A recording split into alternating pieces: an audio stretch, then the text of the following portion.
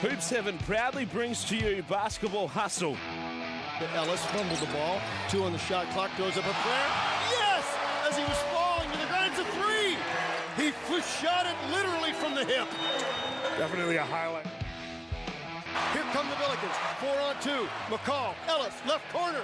We missing out. Bang! From way down under. Cody Ellis. Reddick brings low out away from the basket. Stolen away by Cody Ellis. One man to beat. To the hole. He's fouled. Layup. Good. Whistle foul. Count the basket. Ellis for the reverse. Through fingertips. What a move. Ellis drops in a bomb. I love seeing Cody Ellis coming out feeling good. Ellis. Cody Ellis. Ellis. Pull up jumper.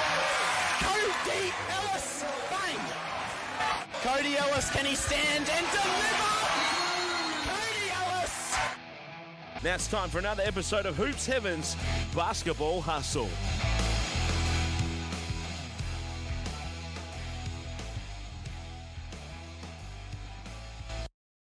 Hello and welcome to Hoops Heaven's Basketball Hustle for another week. And we're 6 weeks into the NBL season. We've got a break now to look forward to take stock of things, and that's probably a good thing, Cody, because we've got a lot of things to take stock of. All of a sudden, the Adelaide 36ers are without Craig Randall, which is... I would have been amazed if we had anything else to talk about straight off the show this week other than Brady Manek, but I think it might have topped it. So we'll get to that straight off the show. The Sydney Kings are sitting on top of the ladder despite not being able to make a free throw, Cody. Unfortunately, Devondrick Walker's also lost his job.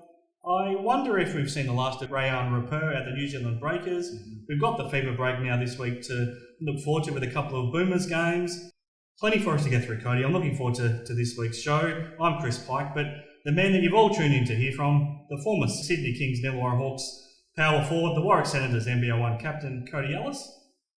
This is going to be a big week to get through. Yeah, lots to unpack. So looking forward to getting into the meat of it all.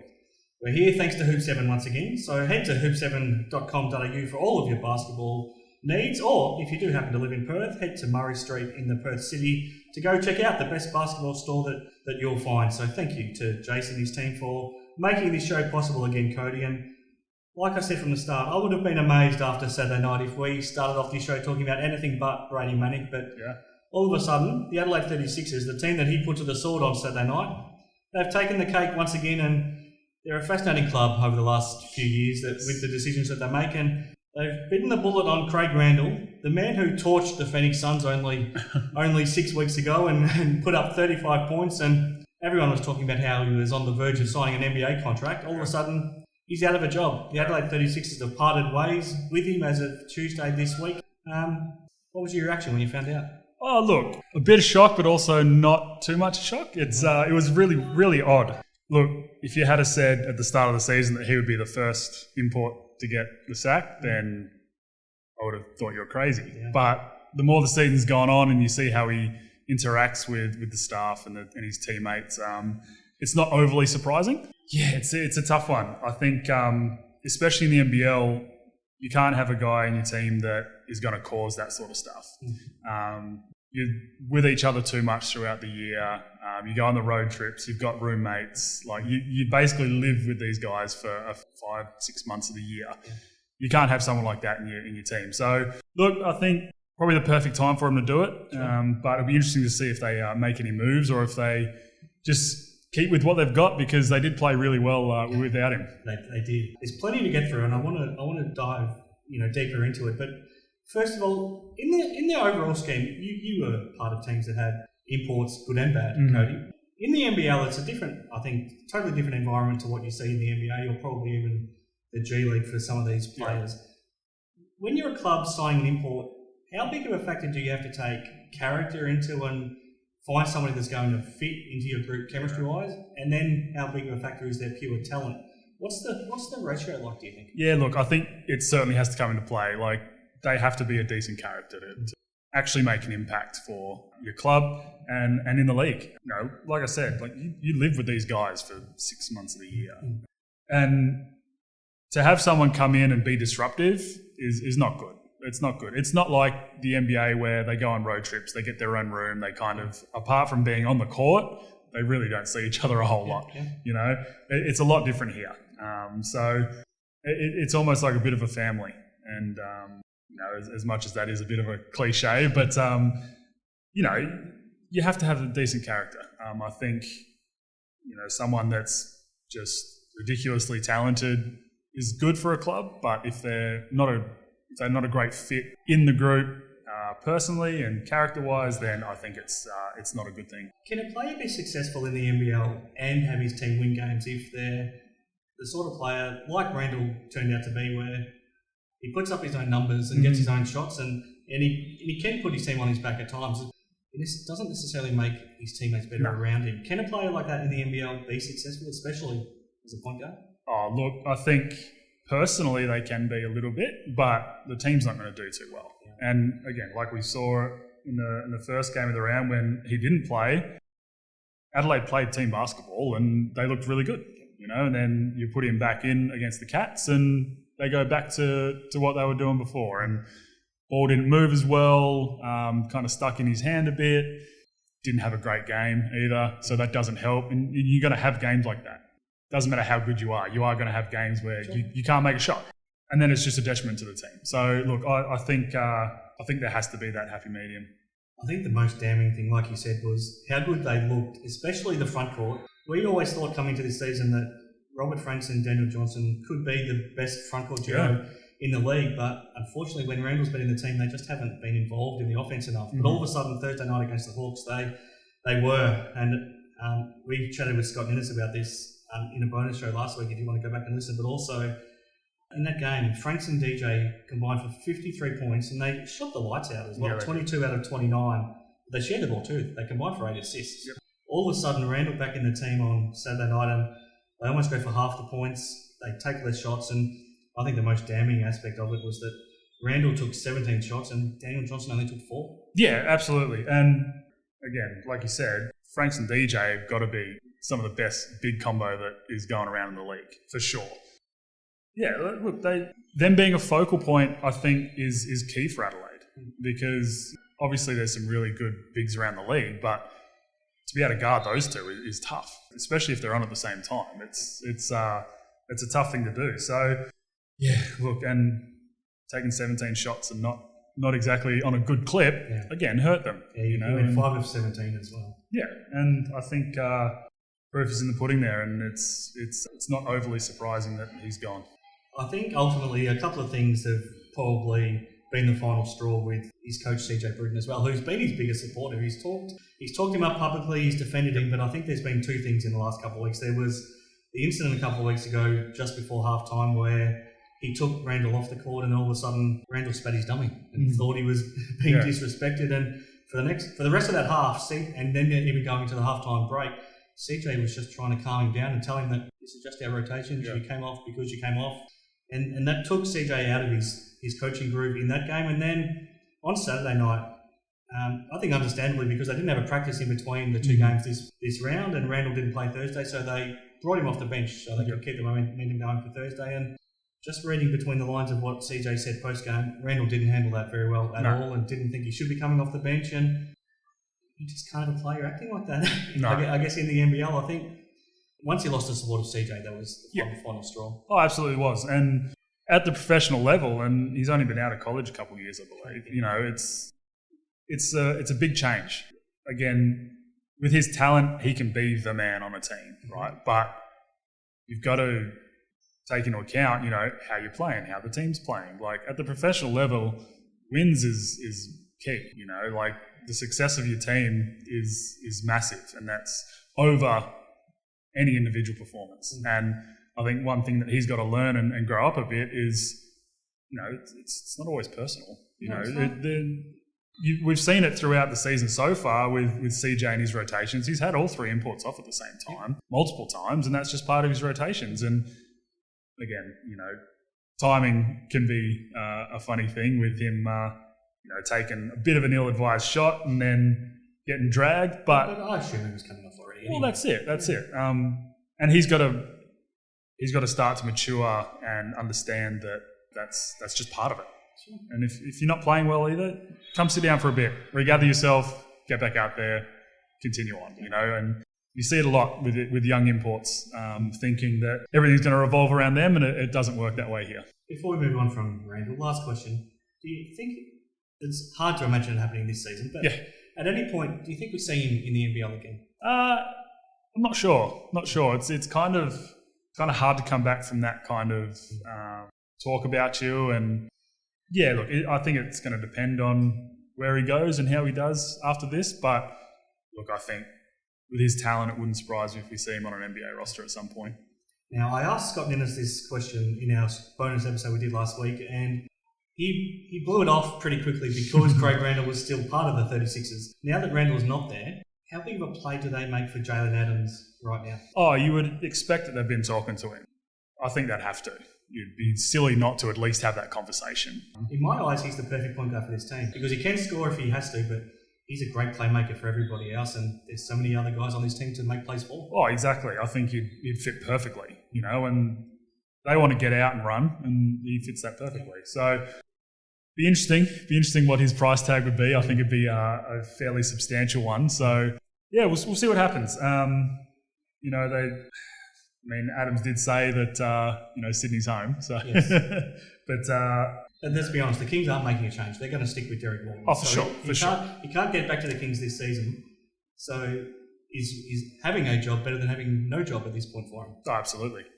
So, yeah, look, it'd be interesting to see if he does end up back in the NBL, because I'm sure there'll be a few teams having that conversation. Well, I think there's two others that should be giving him a call if they haven't already. Mm-hmm. The Brisbane Bullets, they've got two roster spots open for an import now that they've parted ways with Devondrick Walker, which I'll get your thoughts on shortly. And I think they could use a genuine point guard. Mm-hmm. They don't need somebody that's another combo guard. They need a genuine point guard, and that's what he is. And Melbourne United, I'm not sure it's working with Rajon Tucker. I'm not sure. I know they've already parted ways with one import, so it's probably not a great look to part with a second, but it's not working with him right now. He had a tough weekend across 2 games, even including a massive win for Melbourne. He only had 14 points across 2 games and only took 11 shots, so he's just not involved. Is either Brisbane or Melbourne a potential home for Jaylen? Yeah, I do think so. I think Brisbane could certainly use that. I think Jace has been unreal coming off the bench and being an impact for the Bullets. But to have a guy of Adams' calibre on that roster would change them for sure. United, tough one. I think, with Shea Ely slotting back into that lineup, that's a tough one because he's kind of your main point guard, really. And Redden Mays has done a great job as well. He's been unbelievable for them this year. I think he's just leveled up again from what he did at the end of the season for the Hawks last year. So that's a tough one. I think if United are going to get an import, I think they need to get a big. And as much as the Jaylen Adams would be someone that you'd want to bring into your team, I don't know if he really fits to what they need. Could you do both? They're already looking for the Jordan Caroline replacement. Could you make 2 changes like that, or is that too? Does that rock the boat too much? It's a lot. It's definitely a lot. But I think, especially for a team like Melbourne, where you have to be successful, especially in that market, I think that it's not out of the realms of possibility. But see what happens. I think they need to focus on a big before they focus on that. Okay, let's get to Brady Manek and the Perth Wildcats. This is the way I thought we would be starting this week's show. It's taken us 15 minutes to get to it, but let's get to it now because we, as I've said before, we talked to Scott Ninnis after the loss on Thursday night against the Tasmania Jack Jumpers, and we all sort of came to the consensus that that was his probably last chance to shine at home, and he hadn't performed, and the Wildcats basically had no choice but to probably cut him this week during the FIBA break, and all of a sudden, the only way he could change that was to put in a match-winning performance and to shoot the lights out, and it's exactly what he did on Saturday night in Adelaide. As soon as he hit the court, he knocked down those 2 3-pointers, and you could just tell he had that look in his eye. He ended up hitting 6 for the game, 25 points. He led Perth to the drought-breaking win, first win in 6 games, and impressively to do it in Adelaide as well. I don't think anyone was personal in their attacks on him. It was just that he hadn't been delivering. I don't think anybody wanted him to fail. No one wanted him to lose his job, but the reality was that he wasn't delivering. All of a sudden, he did deliver. What did you make of his performance? Oh, it was awesome. It was good to see. And look, we've spoken about him a lot on this show, obviously, and I've kind of been cautious in my criticisms of him because I know he can be so good in this league. You know, I think, like you said, in that loss to Tassie, I think he had 8 points, 1 rebound, played under 14 minutes. You know, we didn't see him in the second half really until that last 2 minutes of the game where it was pretty much over. Definitely thought that was going to be the final straw for him. And then to come out against Adelaide and do what he did was awesome to see. And again, it's such a confident sport that, like you said, you see those first 2 go down for him and then different look in his eye. You know, he's not hanging his head because he's not making his shots, and he was just more active from then on, even on the defensive end. You know, he still needs to improve a lot there. I think his rebounding obviously needs to improve for his size and for what they need. But to have his offense start to flow a bit, I think is really good for them, and I think it's exciting for the league as well because he's going to be good. He's going to be really good. Does that lock him in now for this season? Look, I think it certainly helps. I think, I think it certainly saved his job. To be honest, if you're going to cut him, it had to be this week during the break. For sure. You can't cut him after that. No, I don't think you can either. I see a lot of similarities in his game to your game, Cody. I don't know if you agree. You feel a little bit of an affinity to him because you play very similarly in a lot of ways. Yeah, for sure. So I'm not saying your defense is bad. No, look, my defense has certainly improved, so don't worry. Look, I think especially in this league and how talented it is now, that pick and pop 4-man is a major key to any lineup, and we've seen it. I mean, again, you see it with Adelaide that both their 4-men do it and they're dominant as, you know, even Zave's now starting to be able to step out and knock down that 3. And once he's humming on the offensive end, I think he's probably the best pick and pop shooter. You know, I mean, that's no disrespect to DJ who's been doing it for forever, but realistically, I think he can be one of the best pick and pop shooters in the league right now. So I think as someone who kind of relies on my shot as well, it's tough when it's not falling. And, you know, the more that you see kind of rim out or miss, or your confidence just takes that little hit, that little hit, that little hit. Realistically, all it takes is 1 or 2 to go down like we saw, and it can just bring that confidence right back. So, good to see, man. Yeah, absolutely it was. Okay, let's go through the results from round 6 in the NBL, Cody. Back on Thursday night, and there's been so much that happened since this game, but the Adelaide 36ers got an important win. It ended up probably not counting for a lot given what happened 2 days later, but 96-80 over, unfortunately, the Illawarra Hawks, who remain struggling to be competitive right now. And then Thursday night, we talked a lot about this last week. What would happen if the Wildcats lost at home again? Well, they did. Tasmania Jack Jumpers beat them 85-77.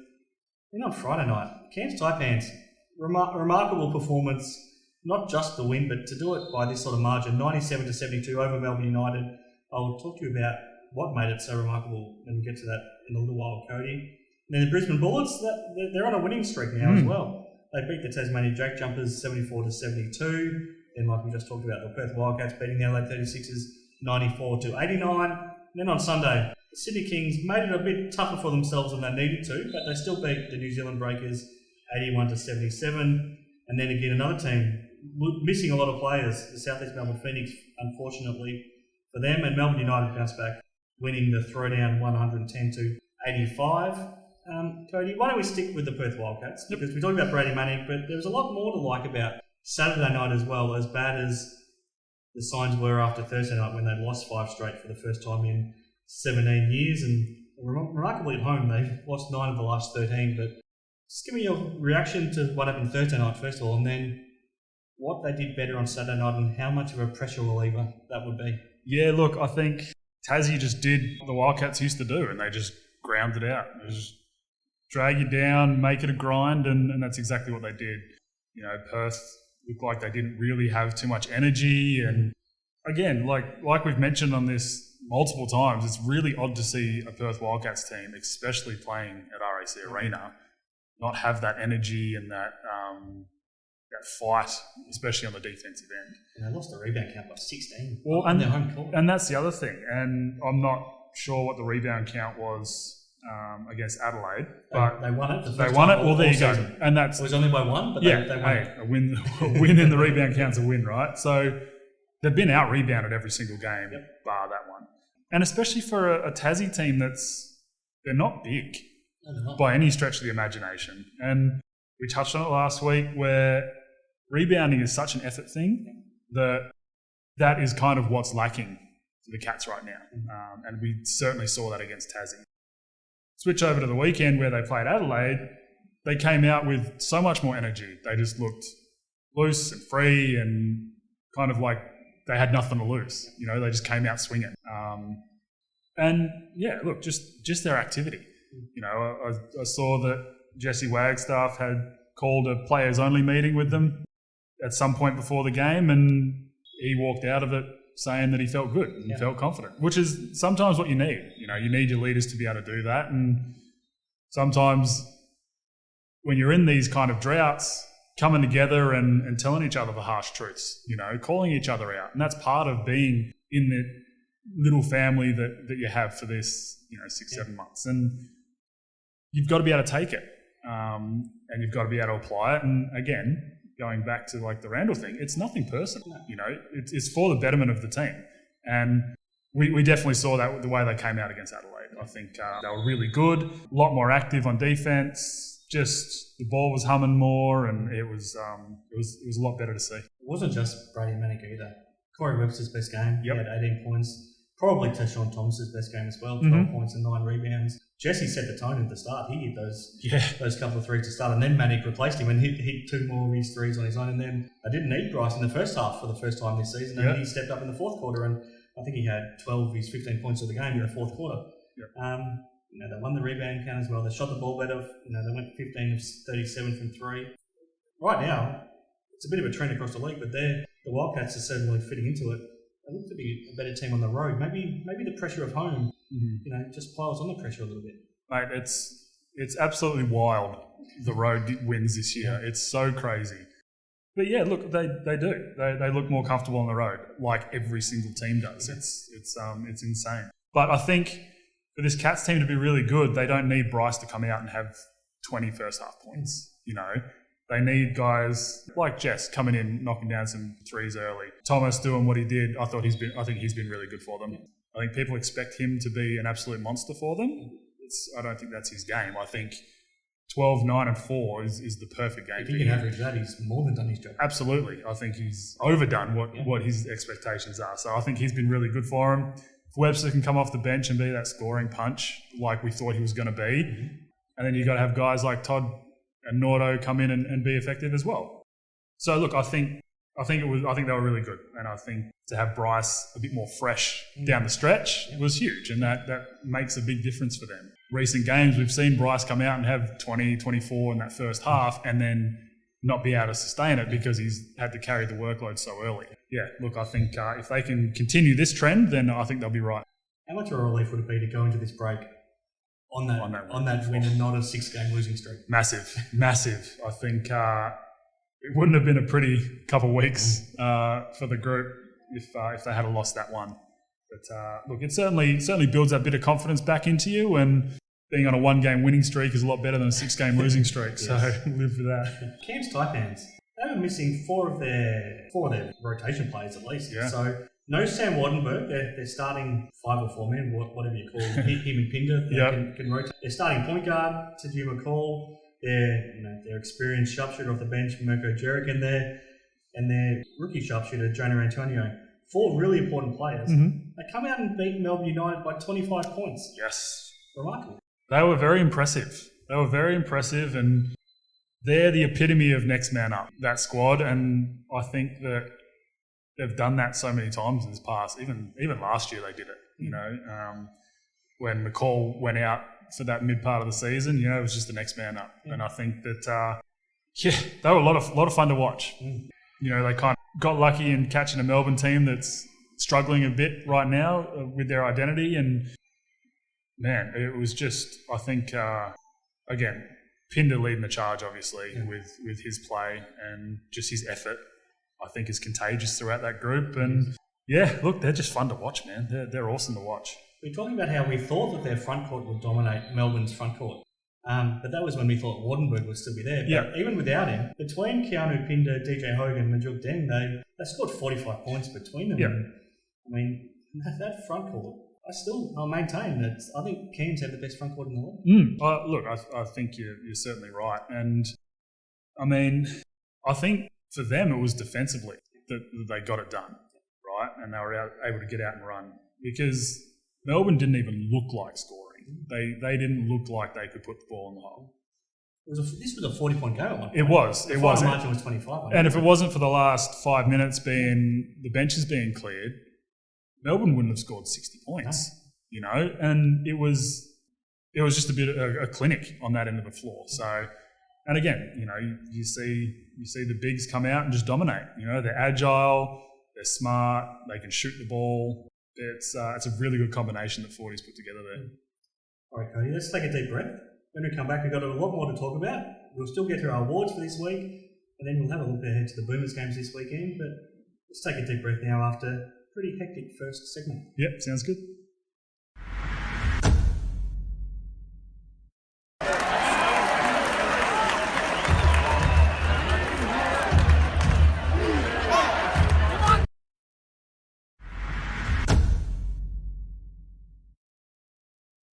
Okay, Cody, we're back on Hoop 7's Basketball Hustle. Let's keep going on our main talking points out of the weekend in the NBL. There's been a lot to talk about already, and we haven't even got halfway through our list here, Cody.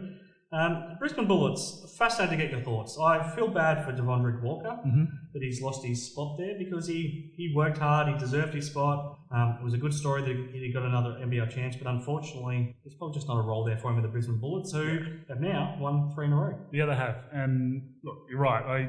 You do feel sorry for him because, you know, he's put in the work, and for those first probably 4 or 5 games for the Bullets, I think he was their best player. You know, he came off the bench, he had energy, he was really the only consistent scorer for them. But again, that's kind of while Sobes and Bainesy and all those guys were trying to find their touch again. And it seems that they've started to find that now.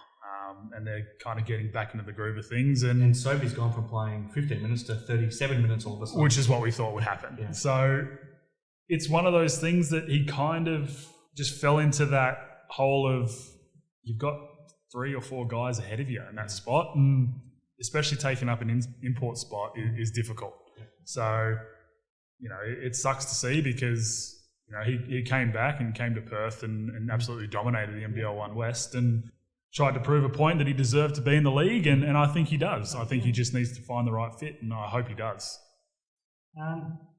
Yeah, I mean, it's a tricky one. I mean, we talk about if they would make a play for Jaylen Adams. Whether it's Australian or not, do you think they have to bring somebody in for the rest of the season? It's a tough one. Look, I think with getting rid of him, I think they've got to have something in play. That's you know, in the background somewhere. Not sure who or what they're thinking, but I think for them to be a championship contender, I think they need to bring someone in. Again, I couldn't tell you who or really what position because they are a bit of an odd roster. Yeah. That's why I thought maybe the point guard spot's the only spot that is it's not a weakness because you've still got Sobey and Johnson who can handle the ball, and you've got Kadee who's been doing it so well, but maybe a point guard. But really, I mean, they definitely don't need a combo guard. I mean, the 3 and 4 spots are pretty well taken care of with Krebs and Mitchell certainly starting, and then you've got Baines, Froling and Harrison up front. So there's not an obvious weakness, is there? No, there isn't. And I think for them it's just trying to gel and have that mongrel about it. Maybe they already have enough. I think so. And, you know, we'll see what happens in this next week or so in this FIBA window. But, look, I think they've certainly got all the bases covered. Realistically, if you wanted to get an import, I think if you could find a dynamic 3-man, I think is probably a spot for them because while Krebs has been playing well in the minutes he's had and DJ Mitchell's been okay, I think if you can find someone that is more of a starter in that position, I think would help them. Yeah. But yeah, interesting to see what happens. Yeah, it will be. We touched on Melbourne United before. What are your thoughts on their weekend? They were poor in Cairns, but then they bounced back to beat the Phoenix on Sunday. But at the same time, it was a Phoenix team that didn't have half their team. Yeah. They didn't have Ryan Brokaw, Kyle Adnam or Joe Chi. So they did what they needed to do, and they won by 25 points. But what do you think of them right now? They're very hit and miss, and it's an odd thing to see. And like we said, came out and they didn't even look like scoring against Cairns, and then come out and put on 110 points against, again, a depleted Phoenix team. Yeah. I think it's tough because you've got a guy like Tucker who comes in with all the expectations and all the talk. And then, while I think he's been a lot better, and I think his energy's been really good for them, I don't think he's producing for what they need. Yeah, look, I think he had a combined 14 over the weekend, and that was after having 12 points against Phoenix. Yeah, I think against Cairns it was 2 points. He struggled. Yeah, 2 points, 1 of 4 shooting, and 4 turnovers. Yeah, and he'd only take 4 shots if, you've been claiming that you're the best import in the league is not ideal. But, again, it's a difficult thing, and you've got to have someone pretty much waiting in the wings if you're gonna sack someone like that. So, yeah, look, we probably saw the worst and the best of Melbourne over the weekend. Tough one. It was good to see Goulding firing again. It was fun to see, and Gazy talking about his stank face, which was very interesting, and I loved every second of that. But look, they're an interesting squad. But I think once Illy really finds his way into the rotations again, because he still isn't right, which you can tell, and that's just going to take games to get right, I think they'll be better off. How good was it to see the commentary team back courtside again for So that good. Melbourne throwdown? It makes a difference. It does. It's huge. And, I think now we can start to have that happen again. I don't see why we couldn't. Yeah, it does. It makes a huge difference because, the guys do really well in the commentary considering they're not at the games. They kind of see what we see.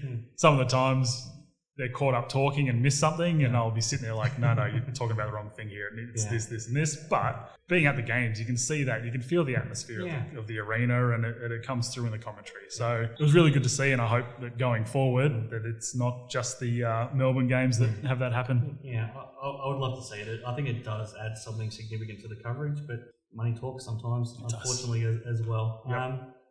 Sydney Kings, they're the reigning champs and they're sitting on top of the table, Cody.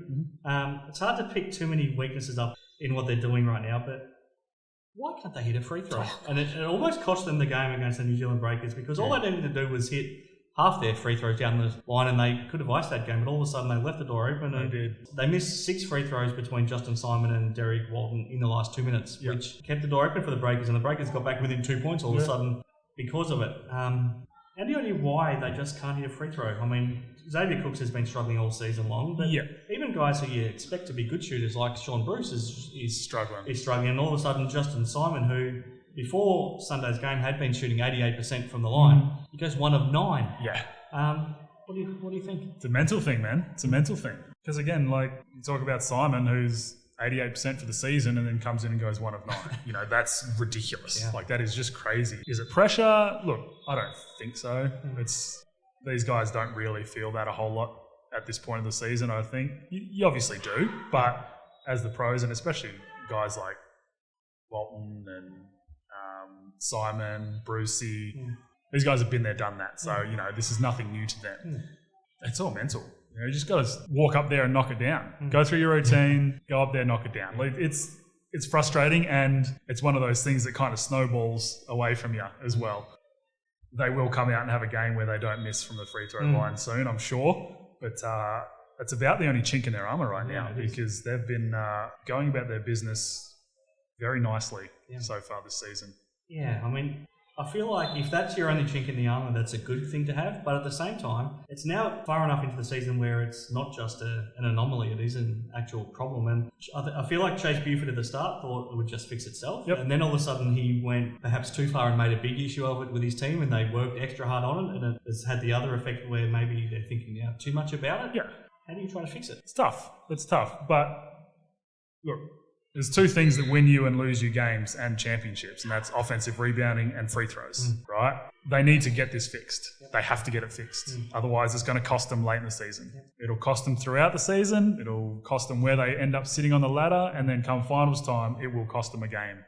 And if that's something that is going to happen to you, that's brutal for a team this talented. So, look, I think it's just something that they need to keep working on.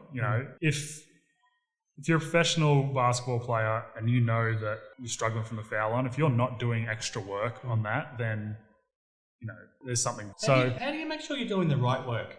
Because you can just step out on an empty court and take your free throws and you might make 98 out of 100. But how do you replicate the pressure of a game when you're practicing? You can't, really. It's tough to do. It really is tough to do. But repetition is such a massive thing, especially from the foul line. It's all muscle memory at that point. Once you get to this point in your career, it should be muscle memory anyway. And you should be able to walk up, knock it down. I'd say just go through your routine every time. Step up, go through your routine, make sure it's the same every time so you're not thinking about something else. You're just thinking about making it, right? It's such a mental part of the game that, it just needs to be repetitions, I think. Last thing in this little segment, Xavier Cooks, it was unfortunate to see him hurt his ankle. Let's hope that, I guess, by the time the season resumes next week, he's right to go. Unfortunately, it means he won't play for the Boomers this week. Yep. But the other injury out of that same game was Rayan Rupert, the next star from the New Zealand Breakers. And I haven't heard the results of his scans yet, but they expected straight away that he had broken his wrist. And it's horrible news for him because he's trying to get ready for the NBA, but at the same time, I think that if it ends up being an injury like that, I don't think we see him again. Yeah, look, I agree with you there. I think that's tough. It sucks. You know, you hate seeing players go down, but especially like with the next star guys that are working their way to the NBA draft and all that sort of stuff. So it's brutal, but look, I think if it is broken, which about 99% sure it is after the way it happened and how he acted on it, and I think he's done for New Zealand, which is unfortunate. Like I think within 6 weeks he could be back healthy. Yeah. But I just think that his management team tells him that probably to pull back. He can't come back, and we've seen that with next stars before. Yeah, absolutely, and it's it's a tough thing. It's a tough thing, but you've got bigger things that they're looking to the future to. So, and that's just part of it. That is part of that next star program, and that's part of why they implemented it. So. It sucks to see. There goes our Rookie of the Year predictions, mate. Yes, unfortunately. He had been doing a good job on that team. His numbers hadn't stood out, but I think his actual performance were a lot more impressive than his numbers were. Yeah. If he's got a season-ending injury now, and Ariel Hakporti has already, does that hurt the Next Star program moving forward at all? Look, I don't think so. Mm-hmm. Injuries are such a big part of sport that I don't think that... It could happen anywhere. Well, that's it, It's not like it's people going out to hurt these kids at all, It's two kind of freak accidents and part of sport, It can happen anywhere you play. So, look, I wouldn't expect it would hurt it. All right, Cody, before we get to our awards and we find out who Damo was impressed with in his best defensive player, we hear from Matty Knight and Scott Ninnis as well. Any last thoughts on what we saw in a pretty eventful round 6 of the NBL? Well, we did say that there was lots to get through, mate. But look, I think we certainly covered all bases. I think the big thing is seeing what moves some of these teams are going to do over this FIBA window, because it could be season-changing for some of them. Absolutely. Okay, when we come back, we'll get through our awards, and then, Cody, will wrap up the show and have a look ahead to the Boomers games this weekend. Sounds good.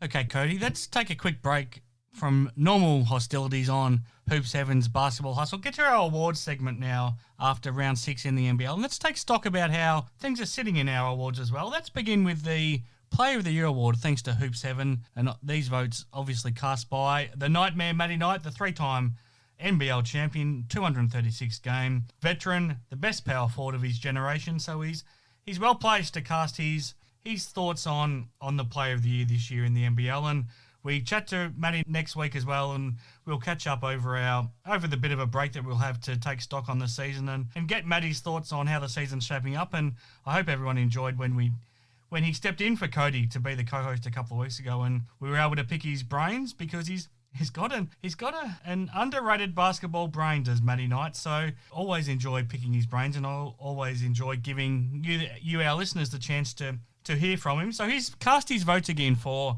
round 6 in the NBL. He watched all of the action very closely, and it's fair to say he liked what the big guys did across his past weekend, and he's obviously well placed to judge the big men in the league, given how good he was in that role. So let's get to his votes in the Hoop 7 Player of the Year award for round 6 in NBL 23. It started at the Brisbane Bullets for Matty Knight, and it went to Aaron Baines, the big fellow. He's building some momentum there at the Bullets, and so is his team. They've now won 3 in a row for the Brisbane Bullets, and Aaron Baines is having a significant impact. Again, 16 points, 9 rebounds, and just such an imposing presence. And, once he builds up his tank, once he's able to play 30-plus minutes a game, if he's able to, his impact will skyrocket even further, because what he's doing now in 23 or 24 minutes is already significant. So he's got the 1 vote for this week in the Player of the Year award. The 2 votes went to the Adelaide 36ers, and all based on what he did on Thursday night, because Daniel Johnson's had a bit of a quiet season so far, and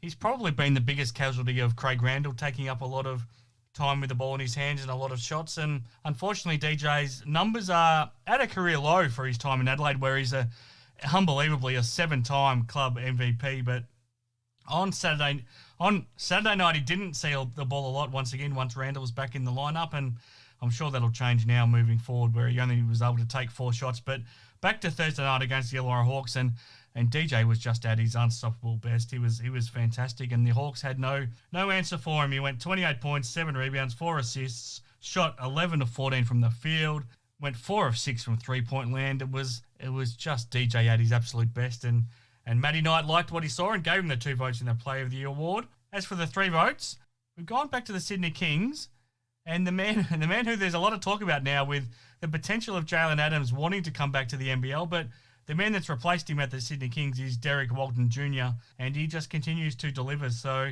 there's certainly no need for the Kings to be looking to make a move. And again, a really solid game from Walton on the weekend, just leading that group as the point guard and the general. And he finally ended up hitting the 2 crucial free throws at the end of that game to seal the deal. So Derek Walton Jr. with the 3 votes in the Player of the Year award, and the 4 votes.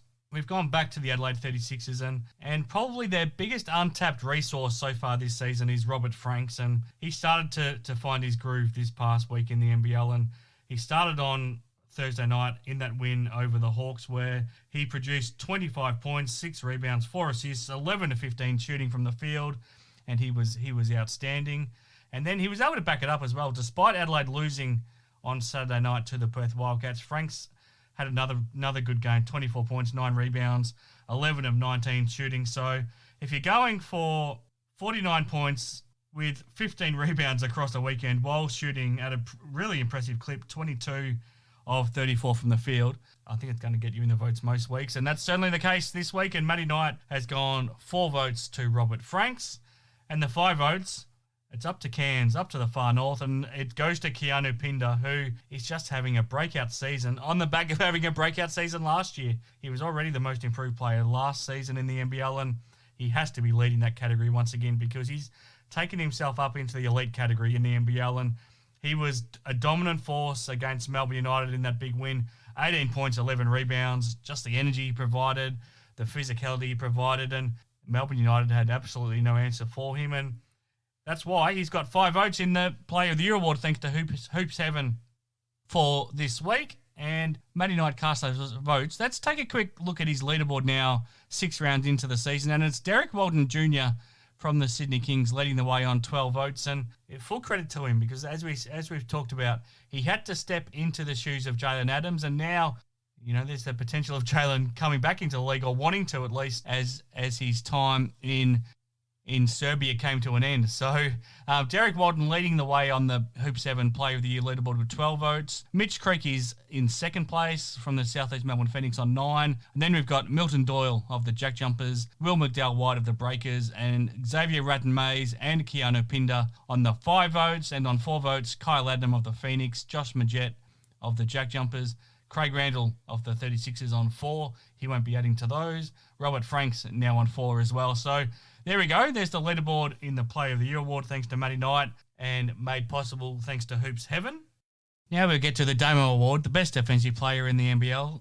Obviously, thanks to Damian Martin, the defensive legend himself. He's happy enough to provide us with his votes throughout this NBL season once again. And he cast his mind across round 6 once more and saw some defensive performances he liked. And it started at the Sydney Kings, and Justin Simon, previous winner of the Damian Martin Trophy back when he was at the Illawarra Hawks, has joined the Sydney Kings this season, and he's having quite the impact as well. And we know what a great defender he is. We know how quick his hands are. We know how he loves to get in the lanes and cause disruption and get out and run as well. And he's doing a lot of that right now, and he got the 1 vote this week from Damien Martin, the Best Defensive Player Award. 2 votes. We went to the Tasmania Jack Jumpers, and Matt Kenyon helped do a terrific defensive performance for the Jack Jumpers on Thursday night in Perth against Bryce Cotton and the Perth Wildcats, and then he backed up again with a pretty solid performance despite the loss to the Brisbane Bullets on Saturday night. And despite it being his first votes in the Damo Award for this season, I don't think it'll be the last time Matty Kenyon having quite the impact for the Jack Jumpers once again and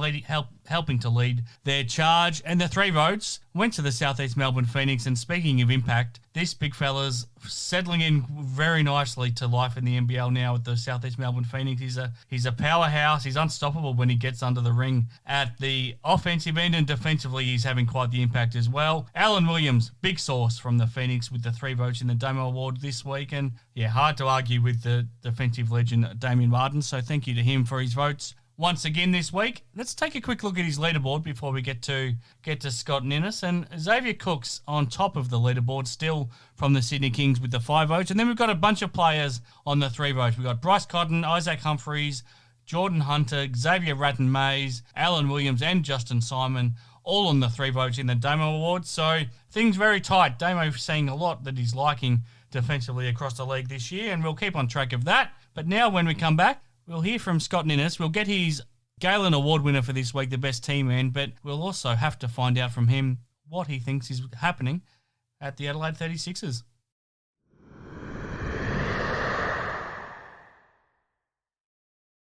Okay, I'm back with Scott Ninnis now to get his Galen Award winner for this week. But before we do, Scott, how are you holding up after Saturday night? Because we caught up with Cody last week, and you were nervous about what might happen on Saturday night, but you were finding it hard to find a way to see how Adelaide would lose the game as well. It didn't go to plan. No, that would be fair to say. No, it really didn't go to plan, and it was a bitterly disappointing game. And I've got to be honest. At that point in time, I'd enjoyed watching the way they played against the Illawarra. The ball movement was so much better, and we made a focus on Robert Franks and Daniel Johnson, and with one addition that sort of went out the window again on Saturday night, and we've seen the wash up of that now. But look, it was a disappointing game. I didn't think I didn't think the Wildcats were great either. But obviously they did what they needed to do. I was very nervous, and I said to my mate that I was sitting next to at 3/4 time, I said, what concerns me most about this game is that Bryce Cotton's only got 3 points, and lo and behold, I hate it when I'm right. He just he made the big plays, and we've had this nasty habit at times of playing teams and players back into form over a number of years with the 36ers, and I think we started to do that again on Saturday night, and hopefully now moving forward, a more positive outlook with the team, and we can start stringing a few wins together. No, you've been saying that over the last 3 years, that for some reason Adelaide just loves to play a struggling team into form, and that was the case again. Before I get your thoughts on Craig Randall, we spoke about Brady Manek the other day as well, and the three of us had a consensus that the Wildcats didn't have much of a choice to probably part ways with him unless he did something remarkable on Saturday night, and he did. He did, and he probably, it's interesting, isn't it? Pressure's a funny thing. I mean, he'd hear the noise too. Who knows if maybe the club had even spoken to him, and some people will go into their shell, and other people will just go, well, you know what, bugger it, I'm just gonna come out and throw caution to the wind, and once again, we gave him some easy looks early on, which you don't want to do that with guys that can shoot the ball, because it's only going to take 1 or 2 to drop, and then all of a sudden they got it going, and that certainly happened with him. And I guess now it sort of makes it a bit difficult to make a move after having a game like that, and beating a team like Adelaide on the road. So it'd be interesting to see if there is any movement there. But certainly he was very good on Saturday night. Now, when I asked you the other day if you thought there was any chance that the 36ers might move on Craig Randall, I don't think you felt like it was a genuine possibility. Well, it's happened now. What was your reaction when you found out? happiness. I think it was it was all there for everyone to see. I mean, you don't have to talk about what went on behind the scenes, but 9,000 people can see that during at a home game. Just the body language and the lack of effort and the arguing with the teammates, and it was really poor, and you could see the impact that it's had on the other players as well. So there was some stuff that did happen behind the scenes, and you've obviously heard the reaction he had when he was told he wasn't starting on Saturday night. And I just hope that he can go away and get his head together, because we've seen what he's capable of doing, and he can make shots that most people in the world can't make. And we saw that at the end of half time with that shot he hit on Wagstaff to beat the buzzer. So you just want to hope that he can go somewhere where he fits into a team culture and gets it together, because otherwise these sort of problems are going to continue to plague him. But from a 36er point of view, it can only be a good thing. Guys will get settled back into their roles. The ball movement will be better. You won't have people worried about what's going to blow up at any given time. So we'll see. We'll see what happens moving forward. About replacing him or not, I haven't heard anything like that. I personally think he could. You've got a couple of weeks break now to sort of get things right, get back on the training track, and I wouldn't even mind if they played 4 or 5 games with the current group that they've got and got established roles, got everybody moving in the same direction. And I say that they looked on Thursday night without him. Yeah, we did. That wasn't for the entire game. We can't get too carried away with that, but certainly the ball movement was much, much better. Now, I say that about playing 4 or 5 games without him, but, if you do have the possibility of, getting Jaylen Adams, for example, or someone of that calibre in, well, obviously you would do it. But, I'd like to see him not rush just to get a replacement. Let's just settle down, get back to playing some good team basketball, get some wins on the board, and then if we do need that extra bit of shot in the arm, we'll have more opportunity to see where it's needed and what type of player. Yep, no, totally agree, Scott. All right, thanks for your thoughts on that. Let's get to the reason why we've got you back on the show this week for the winner of the Galen Award from this round in the NBL, for the guy who was the best team man, so the guy who had the biggest impact probably on helping his team win a game. And I have a feeling, Scott, we might be going up to the far north, because not only did the Cairns Taipans beat Melbourne United, they hammered them by 25 points, and there might have been a guy that you're pretty familiar with that led the charge. Yeah, and this to me is not just on this week. I think his whole season. What Keanu Pinder's done this year, he made huge strides last year, and what he's done this year is basically become the best centre in the competition. I think I might have mentioned it last week. If you're picking the All-Star 5 now, he's probably in it. So I've just been really happy for him. It wasn't a great rookie year he had here in Adelaide, and there was struggles, and whether he's being used correctly or incorrectly is beside the point. But to see him to be able to really become a top line player in this league is, I've been really, really happy for him. I sent him a message last week just to congratulate him, and it's been great to see. So I'm going to give him the award for this week, and I think it's very well deserved. Absolutely, it is. So well done to Keanu Pinder. Before I let you go, Scott, how are you travelling? I believe the Premium Wine Tours business might be picking back up after basically being decimated during COVID. In a big way, mate. I'm driving back from the Barossa today. I was looking after a couple from the US that live in Dubai, and just driving back out. The weather has started to really get nice in the last couple of days, which helps with people travelling and that. In saying that, as I'm driving back into the city limits now, there's lightning over towards the beach, so I'm not quite sure. Gee, we've had some weird weather, but the last couple of days it's been 30 degrees and probably more of what you'd expect from Adelaide at this time of the year. But there might be a little bit more rain on the horizon. But in saying all that, I'm sort of back to normal out most days at the minute, and it's very exciting. I've forgotten how much I missed travelling around wine country and showing off the stunning world-class wines that we've got, not just Aussies, but now as international markets starting to come back. That's been really exciting. Well, no, fantastic to hear, Scott. Glad to hear it's going well, and thanks for your thoughts once again. And once the NBL action resumes, we'll be back in touch. Looking forward to it, Chris. Anytime.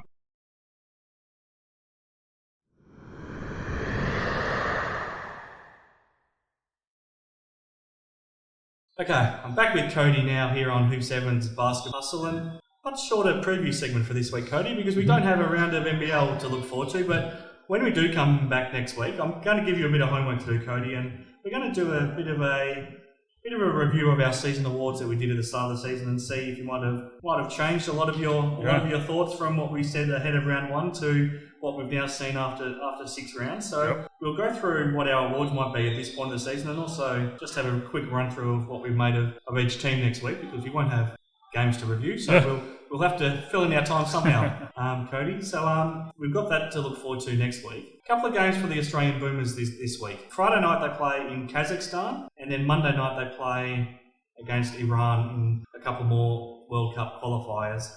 2 teams you'd expect them to beat comfortably, but for NBL players, a lot of them are probably craving a break right now, and all of a sudden, if you're in the Boomers team, you're flying across the world to play 2 games in 3 days in foreign countries, and in some cases you've then only got a couple of days back home before round 7 starts. How much of a challenge is that? Oh, very much so, but any chance you get to represent your country, you jump at it. So look, I think some of those guys probably needing a bit of a break, but this time of year, it's not usual that you get a break in a season, so I think they'll be fine. It's probably too late to add players to the squad, so they've already lost a couple of players as well, so they're a little bit short on numbers to go on the tour as well. Does that make any sort of an impact? Yeah, I think so. I think, especially against the 2 teams that they're playing, you'd expect them to go out and dominate. So, not having that deep bench, I think, is going to be an issue, because you'd have guys probably playing more minutes than they need to be. What sort of a scoreline are you expecting in these 2 games? First against Kazakhstan and Iran, Cody? I can't even picture it, mate. I think, like I said, I think they should go out and dominate, and you've got guys leading from the front like Nick Kay, who some of the world's best can struggle to guard guys like that. So well, he had a great World Cup, didn't he? Well, he did. Well, how good is it to see guys that aren't involved in the NBL still put their hands up to play these games? And in cases like Nick Kay, it's our only chance to see him really play at the moment. Yeah, for sure. And I think it proves how special it is to put that green and gold on. And it's going to be fun to see them. I haven't really had a chance to see how they've been going this season, but it'll be good to see them representing the country again. Look forward to that. And if you are looking for some local basketball action, obviously this week, WNBL has started now as well, so make sure you check that out this weekend. It's a good chance for the WNBL to, I guess, grab some of the spotlight without the NBL this week. So check out round two of that this weekend if you get the chance. Hopefully the TV coverage picks up a little bit, Cody, but I think the on-court action was pretty good across round 1 in general. All right, that's been a lot to get through, Cody, in this week's show. Thanks for joining me once again, and thank you to Hoop 7 for making it possible. Why don't we wrap up with this week with what's something you expect to see a team do over the next week for us to talk about when we come back next week? I expect that we'll have at least one new import in this coming into a team. I'm not sure who yet, but I expect at least one new import coming in. It'd be lovely if it was Jaylen Adams. That'd be fantastic. Would love to see him back, but we'll see what happens.